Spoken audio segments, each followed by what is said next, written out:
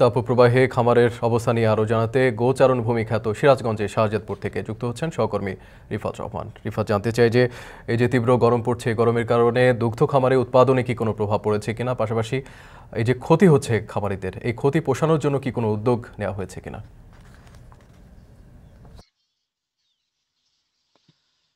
জি বিপ্লব, আসলে এই তীব্র তাপদাহের কিন্তু প্রভাব কিন্তু এই খামারগুলোতে পড়েছে। বিশেষ করে যে গবাদি পশুগুলো রয়েছে সেগুলোর কিন্তু নাভিশ্বাস ছোটার মতো অবস্থা এখন বিরাজ করছে।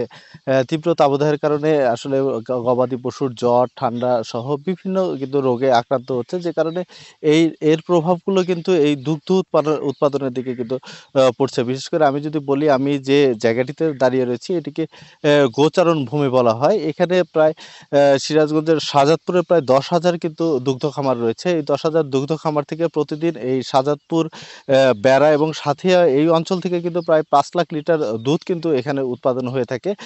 কিন্তু এই গত কয়েকদিনের তাপদাহে কিন্তু প্রায় দুধের উৎপাদন ২০% কিন্তু এখানে কমে এসেছে। বিশেষ করে যে গাভীটি আপনার দিনে ১০ লিটার দুধ দিত, তার সেই গাভীর উৎপাদন কিন্তু ৩ লিটার কিন্তু এমনি কমে এসেছে এই গরমের কারণে। যার প্রভাব কিন্তু আসলে এই অঞ্চলের অর্থনীতিতে পড়ছে। বিশেষ করে এই অঞ্চলের যে অর্থনীতি সেটি কিন্তু এই দুগ্ধ শিল্পের উপরই নির্ভরশীল। আপনি জানেন যে এই অঞ্চলের অধিকাংশ মানুষই কিন্তু এই খামারের পাশাপাশি প্রতিটি বাড়িতে উন্নত জাতের গাভী পালন করে থাকে। যে কারণে এই দুধগুলো কিন্তু মিল্কভিটা, প্রাণ, আড়ং সহ বিভিন্ন প্রতিষ্ঠানে কিন্তু তারা প্রতিদিন সরবরাহ করে এবং এর মাধ্যমে কিন্তু এখানকার মানুষের জীবিকা নির্বাহ হয়।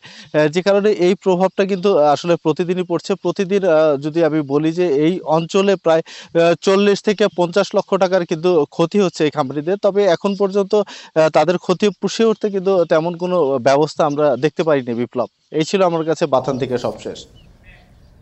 তীব্র গরমের কারণে সিরাজগঞ্জের দুগ্ধ খামারিরা বেশ ক্ষতির মুখে পড়েছেন, উৎপাদন কমেছে প্রায় ২০% পর্যন্ত। এ নিয়ে বিস্তারিত জানছিলাম।